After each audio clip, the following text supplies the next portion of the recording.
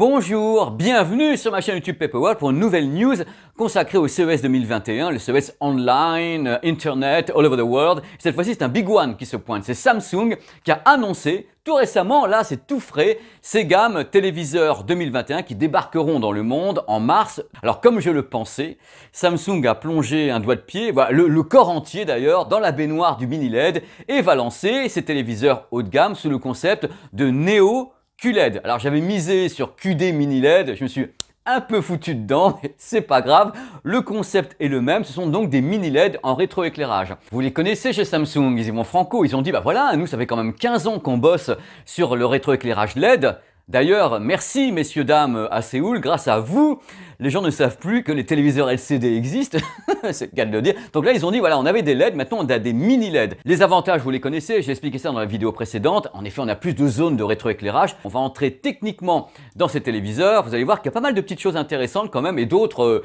aussi intéressantes.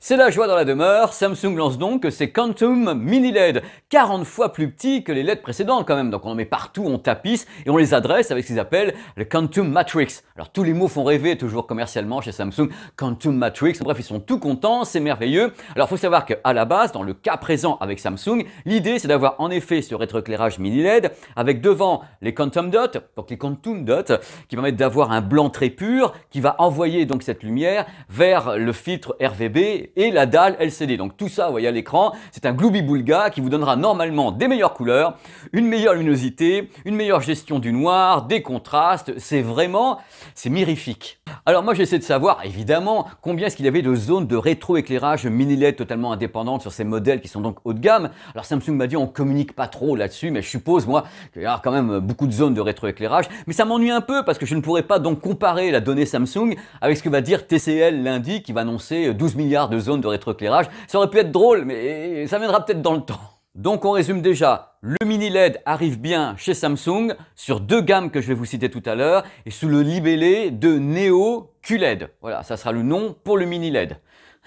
Alors bien sûr, pour nourrir toute cette SMA-là, c'est-à-dire les mini LED, pour envoyer des signaux vers la dalle LCD, il faut un processeur derrière, un gros calcul, un gros cerveau. Il s'appelle le Neo Quantum. Alors lui, il sait tout faire, c'est le Einstein des processeurs. Il est intelligence artificielle, bien sûr, voilà, avec Deep Learning, une machine Deep Learning, il apprend des trucs en plus. Il a un upscale intelligent, donc l'upscale, c'est qu'on a une source qui n'est pas à la définition du téléviseur, donc l'upscale va fabriquer comme ça des pixels en plus pour ramener cette source en qualité DVD ou en qualité 1080p vers du Ultra HD pour l'amener vers la définition du téléviseur. Et derrière, il y a ce qu'on appelle un circuit neuronal. Il y en a même plusieurs, je crois qu'ils en ont 12 ou 16 circuits neuronaux, donc des contacts entre les éléments de ce processeur. Bref, ça fait rêver et en plus, ça travaille en 12 bits. C'est ce qu'ils disent, on a 12 bits de tous les côtés, c'est génial. C'est un processeur qui est vraiment super intelligent, ce Neo Quantum. Moi, je ne demande qu'à voir, vous savez, comme gars, hein, mais toujours les annonces, c'est waouh! Maintenant, ce qui vous intéresse, c'est de savoir ce qu'il en est des gammes. Eh bien, je vais vous dire ça maintenant. Il y a 4 gammes qui vont se pointer donc en mars 2021, enfin aux environs de mars 2021. Il y a 2 gammes Ultra HD 4K avec des prix qui vont, accrochez-vous un petit peu quand même, parce qu'il faut quand même que je vous prévienne ces choses-là, qui vont de 2000 € à 5000 € en moyenne. Je n'ai pas les prix exacts, mais c'est du haut de gamme, hein, la gamme Neo Quantum Dot, enfin Neo QLED. Donc entre 2000 et 5000 € pour l'Ultra HD 4K. Il y a 2 gammes de téléviseurs dont la définition est en 8K, et cette fois-ci, on va de 3500 à 10 000 €. Les modèles iront de 50 à 85 pouces. Voilà, c'est ce que je sais actuellement. De toute façon, n'importe comment, le mini LED, globalement, je vous ai expliqué. Hein. Vous avez donc le LED qui va, à mon avis, dans peu de temps, ça va être « Oh, c'est du LED ». Et vous avez le mini LED, je vous fais avec la main parce que ça va être le plus cher, parce que c'est plus cher à fabriquer pour le moment. Voilà, tout simplement. Les produits Samsung sont bien sûr compatibles HDR10, classique, basique. HDR10+, il n'y a pas de Dolby Vision, je rappelle. Hein, Samsung, il n'y a pas de Dolby Vision dessus. Truc important, les téléviseurs font 1,5 cm d'épaisseur et sans un bloc accroché en bas ou en haut ou sur les côtés, hein, c'est 1,5 sur toute l'épaisseur. Information importante pour les gamers. Je suis là les gamers, je suis là. Les gamers pourront donc s'éclater avec cette nouvelle gamme, donc ces gammes haut de gamme, hein, je le remets dans la phrase, puisqu'ils sont tous compatibles, Ultra HD 4K, 120 images par seconde, avec les modes gaming, VRR, ALLM Il y a également des HDMI en 2.1, un retour audio en e-arc et FreeSync Premium. Donc après, ils sont quand même chargés, hein. Le bateau est chargé, la mule est chargée. À ma connaissance, les téléviseurs pourront offrir une image en 32/9, donc étirée comme ça, une sorte de bandeau, avec en plus un bandeau gaming, donc pour avoir vraiment tout ce qu'il faut comme outil pour les gamers. À noter que la gamme sera compatible avec Google Duo également. Dans les annonces, il y a un truc qui m'a éclaté, c'est le boîtier One Connect. Vous savez, ce boîtier qui est à l'extérieur du téléviseur, qui est relié avec un seul câble, qui est assez sympa. C'est vraiment une bonne solution d'avoir comme ça un boîtier externe. On peut le mettre soit à côté du téléviseur, soit le plaquer sur le pied du téléviseur à l'arrière, comme vous voyez à l'écran. Donc on peut carrément le planquer, le truc. Donc c'est plutôt une bonne idée. Il y a un truc qui m'a fait tilt quand même dans les infos, c'est que Samsung, bien sûr, comme les autres fabricants, dit nous on veut protéger la planète, faire tout ce qu'il faut, on veut être green, super green même.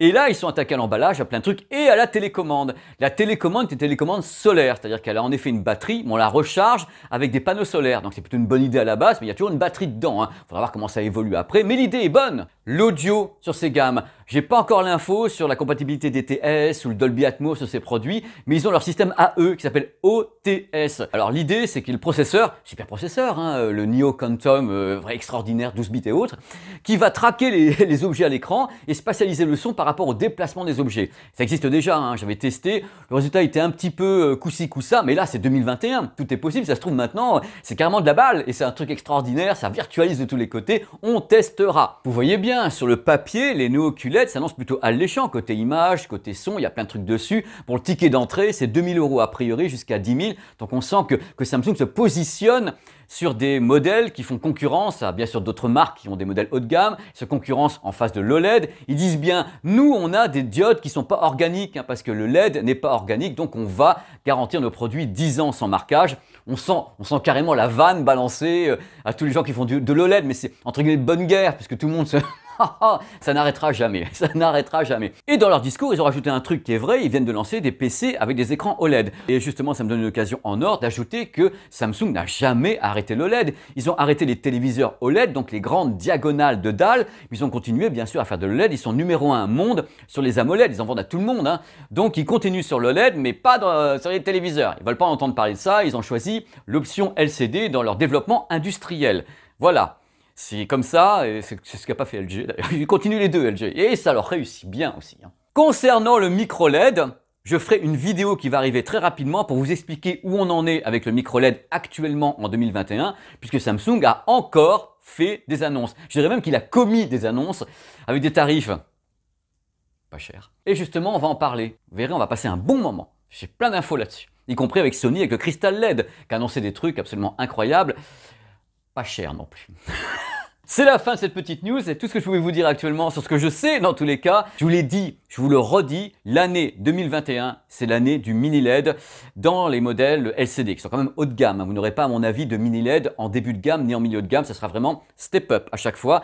Mais on pense que techniquement ça peut apporter beaucoup de choses à l'image LCD d'avoir comme ça un rétroéclairage qui est plus précis, plus performant. Ça peut éviter beaucoup de problèmes qu'on avait beaucoup reproché au LCD. C'est mon avis, ça n'engage que moi, ça se trouve ça va foirer, hein, j'en sais rien. Le mec, l'espoir toujours, l'espoir est là, un nouvel espoir de vous voir dans la prochaine vidéo qui va arriver, je pense, en très peu de temps parce que là, je carbure. Je vous remercie d'être sur cette chaîne. J'essaie de faire court à chaque fois, mais toujours je me répands. J'essaie de faire court sur 2-3 vidéos qui vont se pointer quand même. Moins de 5-10 minutes. J'ai mis 5-10 exprès. Allez, je vous embrasse. Ciao.